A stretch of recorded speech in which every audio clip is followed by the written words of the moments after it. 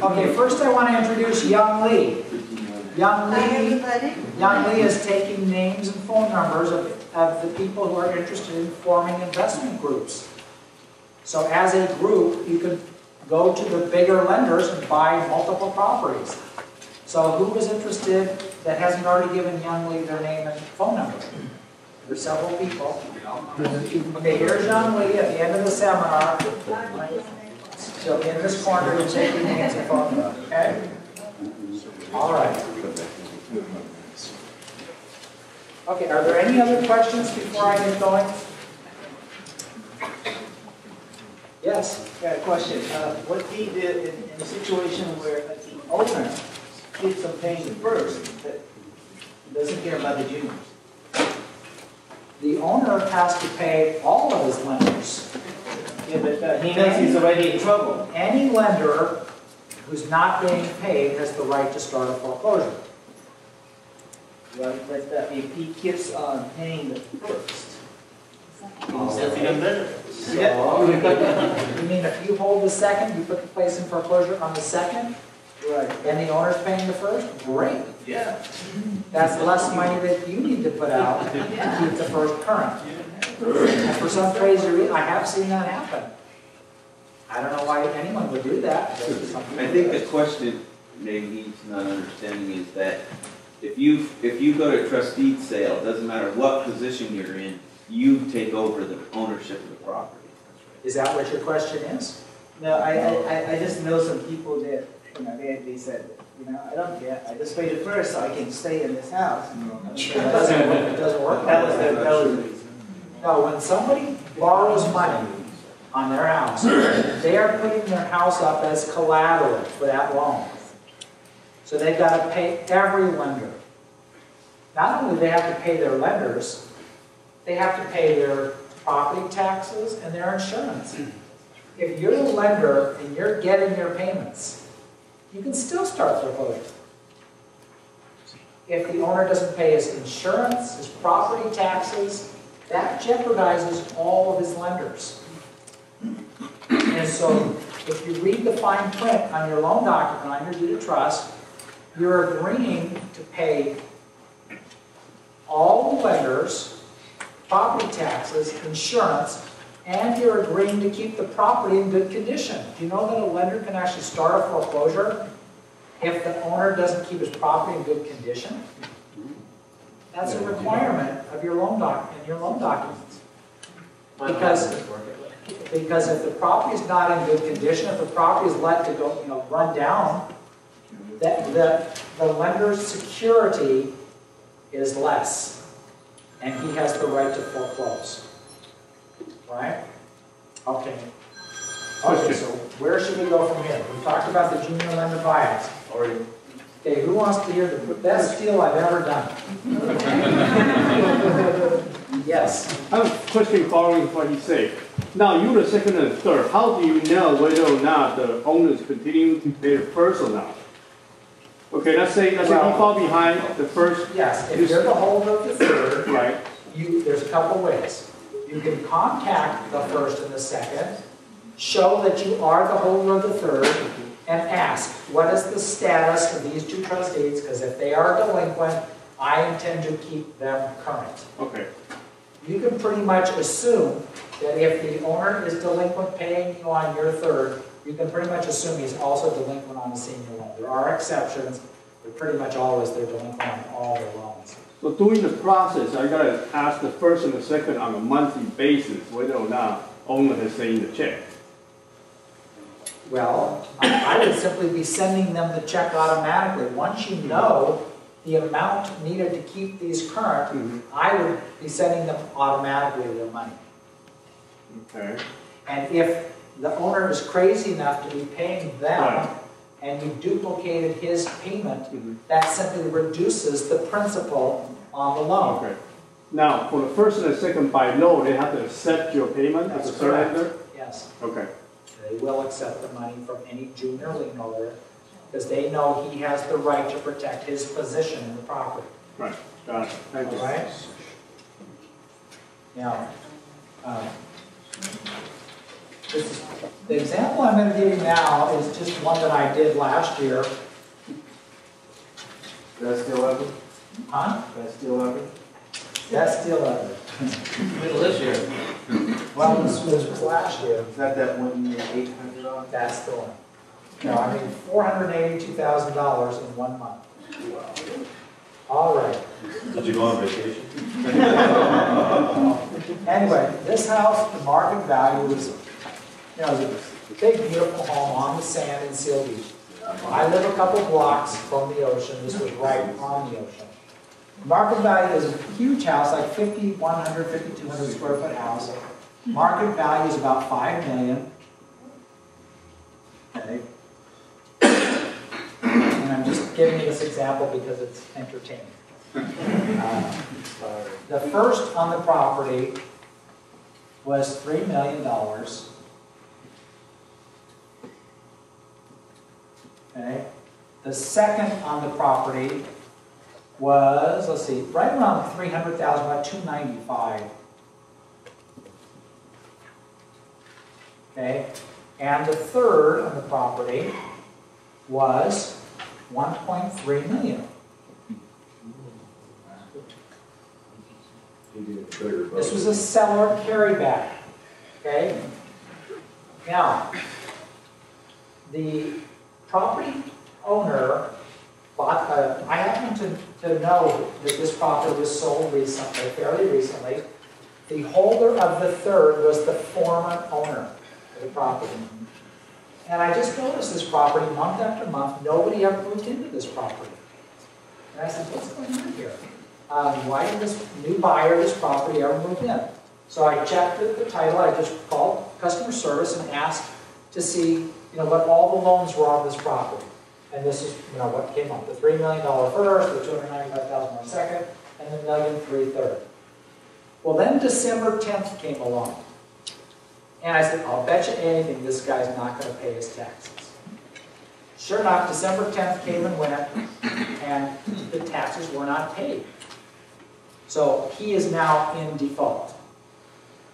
I contacted the holder of the third, and I said, you should be aware that this property is now in default. The property taxes were not paid.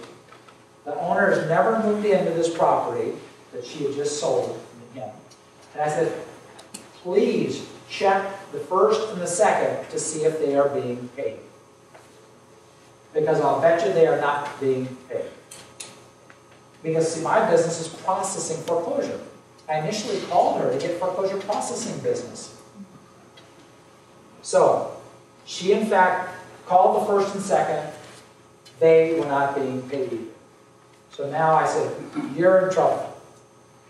I said, it's urgent that you start foreclosure immediately. But you are going to have to bring these two loans current and the taxes current. She says, I don't want to do that. I don't have, $100,000, because she had found out how much he was delinquent. I don't have $90,000, whatever it was, it was like $97,000 to bring the first and second current. And I don't want to get that property back. See, I wanted the property. And I said, are you interested in selling your third? And she said, I'm going to think about it. I said, well, please take some action, because every day that you delay, the delinquencies are building on the senior two loans and those unpaid taxes. She called me about a month later. She said, the guy I just sold property to has it in escrow with another buyer. He never moved in, so I figured he's going to try to sell the place.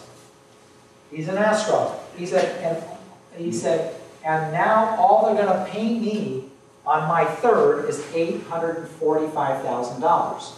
Excuse me, $840,000. I said, wait, you don't have to accept that. I said, they can only close the deal at that price if you accept $840,000. They're asking you to take a huge loss. And she says, well, I don't want to keep the first and second current. I don't want to pay the taxes. I just want to be done with this deal. I said, wait, I'll pay you $850,000 for your note. If you're going to take $840,000, I'll pay you $850,000. She said, I'll take it. She lived in Bakersfield. The property was in Seal Beach. This was her summer home. She was very wealthy. Anyway, so I paid her $850,000 for this $1.3 million loan. And people ask, well, where'd you get $850,000? I don't have $850,000 sitting in a bank account. But what I have are multiple equity lines. I've got a big equity line on my home. I've got equity lines on several of my rentals. And so I was able to get that money together. So we met at Marie Callender's at Magic Mountain, halfway between them. She signed the, had the assignment of deed of trust all prepared because I had mailed it to her earlier. And she signed it, and we met, and I gave her $850,000. Immediately went back and recorded the assignment. Immediately paid these two monies. Remember, these were both delinquent, both of them. And the taxes were also delinquent. So, I immediately brought these current, had to pay about another $90,000. Oh, and by the way, she wasn't owed $1.3 million. She too had not been paid her interest. So there's another $50,000 owed on unpaid interest on her loan. So I'm owed $1,350,000 for an $850,000 investment. Approximately. Now, we then immediately started foreclosure. Now these people, they're not gonna, they can't start foreclosure because they were current. So we've started foreclosure here on this loan. I assumed, I just thought absolutely positive, I'm gonna end up owning this property, which was my goal. See, the only reason I did this deal is because I wanted the property. And I knew either I'm going to get paid off in full on a note that I bought at a huge discount, or I'm going to end up owning the property, right? That's what happens when you foreclose.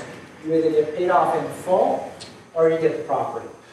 So I brought these two current, started the foreclosure. Within about a month, the owner who had bought the property just a few months earlier found a buyer. To my shock, they paid me off in full on a $1,350,000 loan that I bought for $850 plus the $90. So what does that come up to be? About $940. My total profit was about $482,000. And almost none of that, $482,000. Almost none of that was my money. The only cost to me was the use of my money when I borrowed against these equity lines. This only cost me a few $1,000s. So I got paid off in full on a note. What my plan was is when I got the property, I thought I was 100% certain I was going to get the property. The plan is to, when I got the property, immediately sell my home and a couple other rental properties and pay these loans off. So I would not have the burden of that. And I would then be getting the property for way below its value. Had I succeeded in that, my purchase price would have been the $940 plus these two. How much did I say? 3.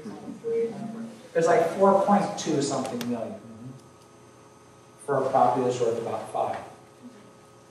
But to my shock, we got paid off in full within about a month and made a huge amount of money. Kurt? Yes. Out of curiosity, what was going on with the owner in default? Did he manage to sell at a profit? He did make a little bit of money. When you add up what he paid, he paid me off in full, he had to pay the first, the second, paid commissions, so he did make a little bit of money, yes. Not much. Anyway, that's an example of how to leverage yourself. And again, almost none of this was my own money. It was all the lender's money on the equity lines. So it's unlimited how much money can be made when you understand the process. And the key is knowing all the loans and knowing the position of the foreclosing loan. Okay? Now, How about moving to buying from lenders after the sales? All right. Let's go back to, maybe that might value up.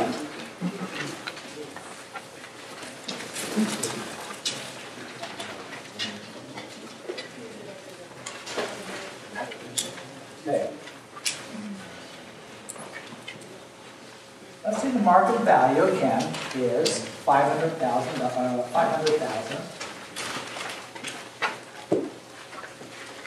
And the first again is 350.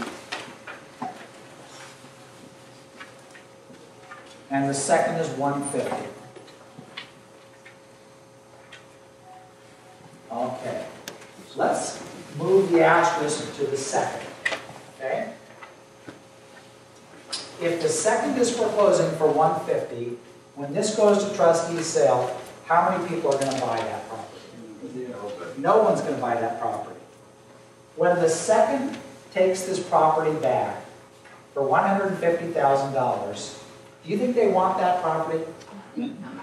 Not only do they not want the property, but they have to now make payments every single month to keep that first current. Okay?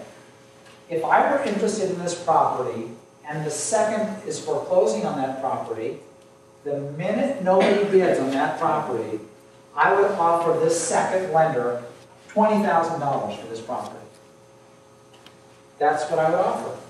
I would make an offer immediately. I'd write up an offer for $370,000, $20,000 down, subject to a first of $350,000. If you pull out the long one-page offer form, this form is so versatile. The reason why I've used it all these years is because of the specific verbiage of taking title subject to the loan. I would write up the offer, total purchase price, $370,000. Item B, total cash down payment to deposit with escrow, to the, including the above deposit, $20,000. And then item D. Look closely on D. Everyone see D? Buyer to purchase property subject to, it specifically uses the terminology subject to a first deed of trust in the amount of $350,000. So your down payment is $20,000. And then item D, subject to a first of $350,000 for a total purchase price of, down below in the middle, it says total purchase price of $370,000. Now, the way I've had these kind of offers are necessarily going to be accepted, but remember who you're dealing with. You're dealing with someone who does not want the property, and they've got to now put out money every single month to keep that first current. They do not want to do that. One second. Okay? Now, here's how you make this offer much more exciting to that lender. When you write up your offer for $370,000, this is the form you use, but you always have a cover sheet with the offer. And you state, I hope that you'll consider the attached offer because, number one, with my offer, you will have no commissions to pay a broker. Okay? This is very important because you're going to lowball this lender who's under a lot of duress. He doesn't want to come up with more money, especially if he's a private party lender. And I'll give you a specific example of that as soon as I finish my theoretical example. No commissions. Number two, you say, take property as is, comma, subject to interior inspection.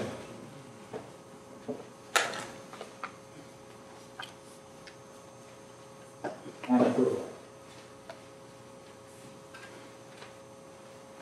Okay? In other words, you're taking the property as is, but you reserve the right to go through the property and do all the inspections you want. And you use this contingency to later grind them further on your price. You can make an offer more than you're actually willing to pay to get your offer accepted. You then open escrow. Then you do your inspections. Because remember, your offer was subject to inspection. Well, in your inspection, you're going to find this is wrong, and this is wrong, and this is wrong, and this is wrong. So now my offer is, remember, you've already opened an escrow. And then you can grind them further. Now your offer is $360, as is. Okay? As is, subject to inspection. Number 3, you'll take it immediately. Remember, with this offer, all you need is like $20,000 cash, because you're taking title subject to the first of $350. You don't need new financing. You can close an escrow on this in 5 days. All you're waiting for is clear title. So you take it immediately. You're now really minimizing their holding costs. Minimizing holding costs. Every day they own that property, they're losing more money. Because they have to keep the senior loan current, insurance current, property taxes current, and that's a big expense to them. So these are all elements to your offer. You have that in a cover sheet when you're going to lowball a lender who's taking a property back. You're trying to make your offer attractive. Because if they turn this place over to an agent, they're going to have to pay commissions. They're going to have to do all kinds of cleanup and repair work. And they're going to have months of holding costs during the cleanup and repair work, and the escrow, the buyers going out and getting new financing. It costs them money every day. Now, if you want to be really brave, you add number 4, which I always do.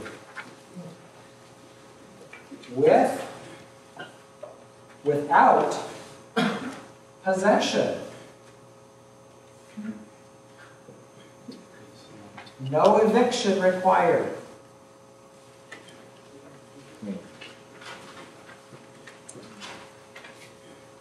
Okay. Now, that's correct. Every other buyer is going to want possession. They want to close escrow. They want to be able to go into the property that they just bought. If you relieve that lender of that requirement, you're separating yourself from every other buyer. Every other buyer is going to want possession at the close of escrow. So you take the property without the possession requirement. You say, I'll take this property with these people in it, and I will deal with eviction after the escrow closes. That's a huge separation, distinction between you and anybody else. So you always, when you're writing an offer to a lender, you include a cover sheet. This is your offer, but you type up a separate cover sheet showing why they should accept your offer. Okay? Very important to have these things. If you're not comfortable taking it with the people still in it, you don't have to include this. Because in the offer form, it says possession is to be delivered at close of escrow. 99.9% of offers require the seller, the lender, to deliver possession at the close of escrow. So if you're not comfortable closing a deal with the former owner still in it, you don't have to. This is something that I do to make it more attractive to the seller of the property. Okay. Does someone have a question? Yes? Which eviction service do you use? Which eviction service do I use? I normally use an attorney named Bruce Menke in Long Beach. And I'm happy that there are many eviction attorneys out there. You still don't use Dennis Block. Who? Dennis Block. Dennis Block? Yeah, I've used Don't him. use him? Well, I've used never him. heard of him. Not had a really. He's one of the biggest eviction attorneys in Los Angeles. Okay. And I've used Darlene Allen many times. She's in Cyprus. I've used Bruce Silverstein in Tustin too. He's very good as well.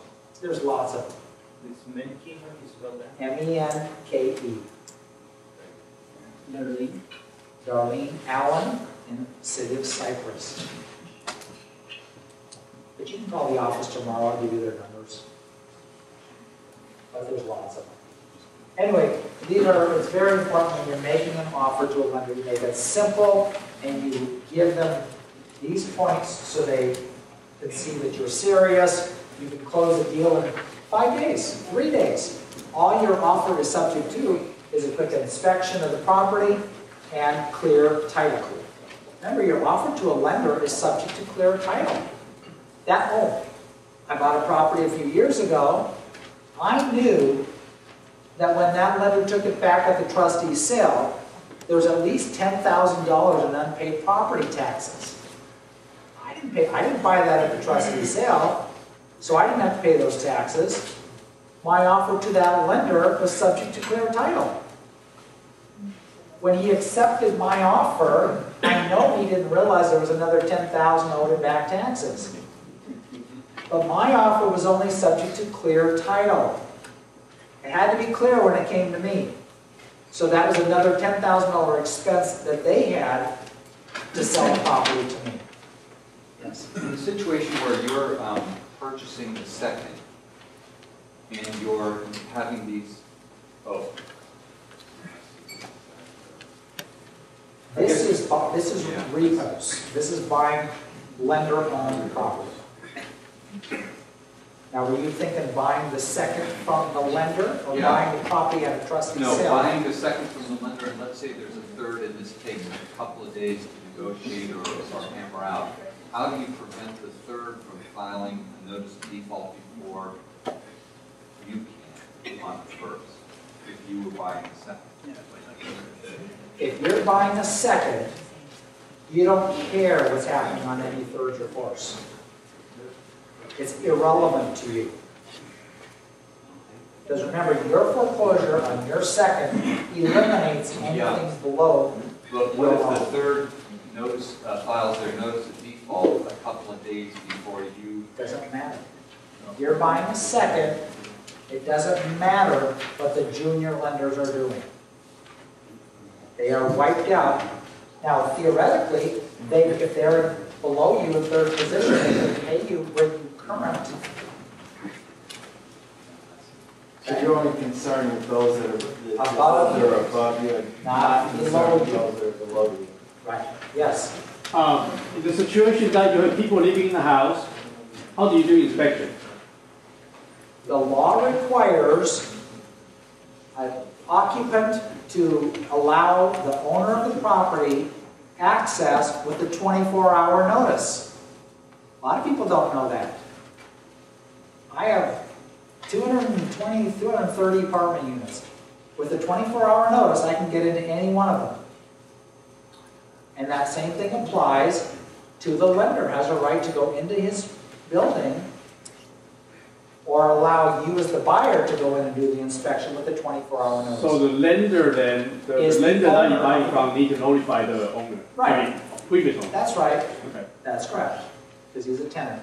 Now, the reality is, most properties are vacant. But the lender doesn't know if it's vacant or not. So when you make your offer, I don't care if it's vacant or not, but the lender doesn't know if it's occupied or not, and often you don't know if it's occupied or not. But believe it or not, most of them are vacant. But some are not, and you do have to deal with them if they are still in the property. But again, you do not have to include this part if you're not comfortable doing that. But I think it's very important to include it. Yes?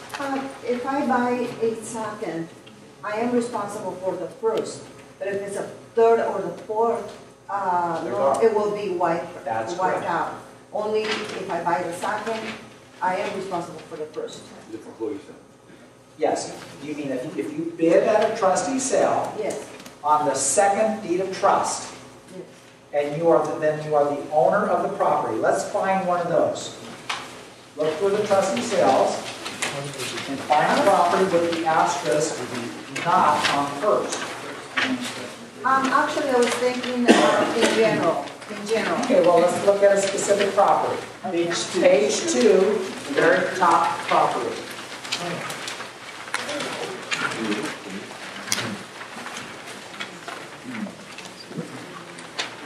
Okay, does everyone see that one? Nice big house in Costa Mesa. The first on it is $425,000, but the little asterisk is on the second. The second is $395,000. The bid, approximate bid, is $425,000. That means that the loan was originally $395,000, but with all its back payments and penalties, we've got a balance of $425,000. Got it? Yes. If you're the successful bidder on this second, you are the owner of the property. When this goes to auction on January 8th, that was today, unless it was postponed. If you're the successful bidder, you own the property, and you now take ownership subject to the first of $425,000. Okay, you understand that? Yes. Now, what are the chances of there being a bidder on that property? Very low. It's highly unlikely anybody's going to bid $425,000 on a second, because that first is still on the property. You got it?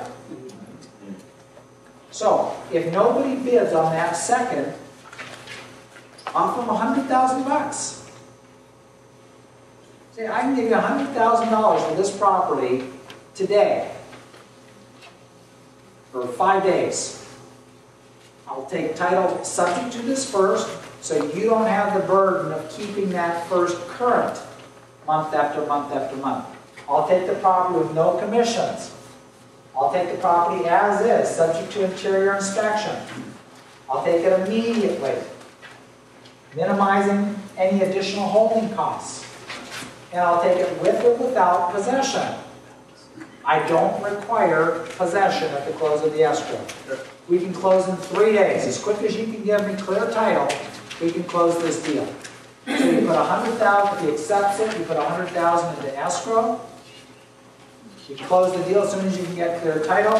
You've now taken title subject to a first of $425,000 for a total purchase price of $525,000. That lender would seriously look at that offer. Because with that offer, there's no commissions, no cleanup repairs, and it's immediate, no holding costs, and without possession. Yes? Do you know if any first trust deed holders after foreclosure will take discounts on the amount? Oh, sure. They will? Sure. I mean, lenders all day long are losing money. And that's what we just talked about, getting these groups together. And with the big lenders, like, for example, I've got a couple subscribers who are putting these deals together. And one of them told me recently that Countrywide, who's got, I don't know, hundreds of thousands of repos now on their books, I would assume, incredible numbers, they are now listening to offers of only $5 million or more. There are people who are making bulk offers, yes. I got a situation where we've attempted numerous times for over 3 months to contact Countrywide. Yep. To get to somebody to talk to in their office. Yep. And if you've ever called Countrywide, It's like a nightmare. you talk to some guy in the Middle East somewhere that makes a phone call back to the United States while you're on hold. Here's what I would suggest. I've never gotten past that roadblock. Countrywide has offices all over the place. Yeah, I've done that too. I would write up my offer, walk in the door, saying, please forward this to the right department. Now again, I was told that Countrywide is only selling off their repos in bulk. So that's what their strategy is right now. As they get more and more and more, and the Bank of America, who just bought a huge interest in the company, puts pressure on them, they're going to have to open up. They've got to sell off these properties. They're accumulating them far faster than they're selling them. Is there anyone that knows a quicker way to get to the right person at the bank, At Countrywide. at any major You just have to be serious very big aggressive. lender? That's the The problem that bigger we've the been lender is, the encountering. harder they are to deal with. There's no Because doubt about your that. examples have been with the second liens, which most of the time are people like, I'd say me and you, that gave a second loan and now we're in trouble, and yeah, we'll discount it because we know we're gonna. I've had a lot of success through the years dealing with seconds, especially. Yeah. I've gotten some great deals when seconds were the foreclosing lender and they got stuck with the property and they did not want the burden of keeping that first current. Yeah. But you're absolutely right. The bigger the lender is, the harder they are to deal with. But eventually they've got to sell the property. And if it requires you to get in groups and big offers for bulk purchases, so be it. Try contacting the loss mitigation department. Oh, we've done that. I've faxed them a million faxes. I mean, one every 10 minutes just to try to get them and say, please send us to the right person, and never got a response. Basically, Countrywide is like, you might as well hit your head against a block wall. There's no doubt about that. Yeah. Yes. Can you comment on association liens on page 2? Absolutely. Or fifth one down, occasionally you see that. Page 2, fifth one down. The minimum bid is $4,900, $4,000. $4,075. See that? Does that make it a good deal? No. No way. Many properties are going to sale for a few $1,000s. But if you purchase this property for $4,000, you're the successful bidder, you take title subject to 3 senior liens. A first trustee of $282,000, a second of $97,000, a third, which is another assessment lien, and a fourth is what you're paying off at the sale to become the owner of the property. Plus, during the break, I was describing our state legislature, who made an incredibly bad decision, but they now say that if you purchase at a trustee sale by an association, which is this is the only one on the list that day, if you are the high bidder when an association is foreclosing, the sale is not final. The owner can come back within 2 months and pay you everything you paid at the sale and void the trustee's sale. I've never heard of anyone actually doing that. Far, far more likely on something like this, nobody's going to bid. And who ends up owning the property? The association. Subject to all the senior liens. Now, how long do you think they're going to make the payments on those senior liens?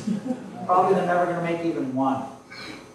So then you will see this property reappear with the first trustee filing a notice of default. Yes? On the property right below that one, Yep. assuming that no one purchases it at the trustee sale, Yes? what type of discount would that lender take?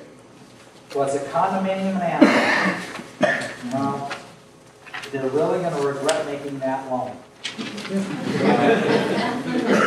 I would offer $200,000 for the unit. They're going to take a huge loss on that condominium. There's also an example like the fourth one down. On the same page? Yeah, Yep. and that's a house. Well, this is the house, so it's not as bad. You know, first of all, let's say this is a 1,543 square foot, 3-bedroom, 2-bath house. That's what it's showing in Anaheim. What's the second? Okay, in Orange County, there's a 3-digit system. LA County has a 2-digit system. Orange County, the first digit is the total, but it does not include the bathrooms. Why they do it this way, I don't know. So you got 7 rooms total, not counting the 2 bathrooms, 3 bedrooms and 2 bathrooms. Okay, that's the way they do it in Orange County. So how much would you be willing to pay for a house like this? If nobody bids, no one's going to bid $455 on this house. 10% retail. Well, you just decide what you're willing to pay for a house like this in Anaheim. Let's say the comps show the place is worth $500,000. It's going to sell for $455. No one's going to bid $455. Offer $395. You know, $400. It's up to you. Are you going to move into it? Are you going to try to clean it up and flip it? Offer $350. But to make it more attractive, no commissions, no cleanup, no repairs, no nothing. Okay? That's a very important tool when you want a lender to accept an offer. Sometimes it works, sometimes it doesn't. Okay? So the point is to be at the sale, like a lot of people we see, write down the property, and immediately make your offer to the lender that day. It's That's very the key. important you do that. Some lenders respond to the first person who makes the offer. Other lenders will say, no way, we've got to check this out, we've got to send our appraisers out, we're going to have a real estate agent review everything, but make the offer immediately with these elements. And you can say, even if this has worked for me one time, I made the offer like this, and they said, no, we're going to list it. I said, well, at least exclude me from your listing. So if the agent doesn't bring in a buyer in 60 days, you then sell it to me, you don't have to pay that commission because you've excluded me from the listing. Yes? Other than walking the offer in, what is the reality right now in terms of actually being able to converse with the person? Every lender is so different. It depends on the lender. Some are these huge companies, others are smaller local lenders. One property I remember buying in Anaheim, it was a single family house in Anaheim. The lender was down in La Jolla, San Diego. I called them 2-3 times that day and I said, I want to make an offer on the property. They said, no, every property we get, we turn over to an agent. We send out our appraisers, we go through, we turn it over to an agent. I called back again. I tried to talk to somebody more superior. They brought me to the same lady. And she says, are you the guy I just talked to 20 minutes ago? And I said, yes. So, anyway, I wrote up the offer, and I drove down to San Diego. Because I wanted that property. I walked in the door, and I said, I have an offer to make on a property that your company took back earlier today. Well, out comes a totally different guy than the lady that I had spoken to. And I said, I understand your normal procedure is to turn these places over to brokers. But here's with my offer, you'll have no commissions, no cleanup, no repairs, no holding costs. I'll take it immediately with or without possession. By the way, the place was vacant. And the guy said, let's have a seat. I bought the property before leaving the office, having been told twice by this woman that they never do that. But because I went the extra mile, I drove down there, I had it in writing, a real decision maker came out and met with me. So you'd look for smaller lenders? This lender was not that small, and I've forgotten who it is now because this was about 10 years ago, but they were in La Jolla. I forgot the name of the lender. It worked for me because I was persistent and went the extra mile. I was very aggressive and made sure that they knew with my offer all of the advantages they would have if they took the offer. Okay? Would you say that the majority of their success through lenders and buying trustees has been private investors and or smaller lenders? The great majority, actually all the loans that I've purchased, the junior loans, have been private lenders. So a little more accessible. Yes, but do not give up on institutional lenders. Right. Many of them will sell their notes because lenders come to me to process their foreclosures and I can see who they purchased their note from. So there are many institutional lenders that will sell their notes. Does it say 10 minutes to 10? We have to get out of here. Yes, one last Real question. quick, tell Yes. us a couple of mistakes you've made. What are the couple of mistakes? Why don't you everybody point them out? Tell us a couple of mistakes you've made. A couple of mistakes. How about doing about one? Well, you know, I've never lost money in real estate. There are properties that I buy property every single year. And there have been properties that have actually fallen below what I bought them for. But I kept them. The value went right back up. I have bought property every single year for the last 25 years. So no real mistakes. Not that I can think of. You do buy and hold mainly, right? Pardon me? You do buy and hold mainly. You do buy and hold, that's your main I've kept thing? every apartment building that I've ever purchased, except, I shouldn't say that, I have sold some of the floor prices to do 1031 exchanges into larger properties. Over a period of time. But the single-family homes, I no longer own any single-family homes. Why? Because you can get a much better yield on your investment on apartment buildings, that's why. But if anybody has additional questions, just call me at the office tomorrow. Thank you.